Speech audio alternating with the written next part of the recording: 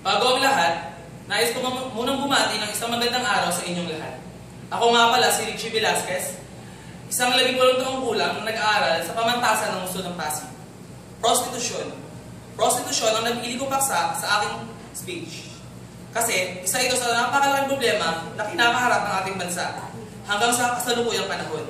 Isa ito sa mga issue na hindi pa rin kayang bigyan ng agarang aksyon miski ng pamahalang Pilipinas para tuluyang itong matigil at mawala na sa ating bansa. Sa paglipas ng panahon, pataasan ng pataas ang bilang ng mga babaihan na gumagawa ng ganitong klaseng gawain, maborman sa kanila o hindi. Miski ang mga kabataang babae ngayon ay pumapasok na rin sa ganitong klaseng trabaho. Isa sa mga nabuudyok sa kanila upang gawin ang ganitong klaseng kababuyan ay ang kahirapan.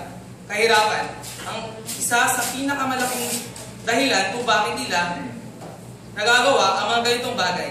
Ginagamit nila ito upang makahanap ng pera para may makain pang araw-araw at mabuhay sila. Yun lamang, maraming salamat.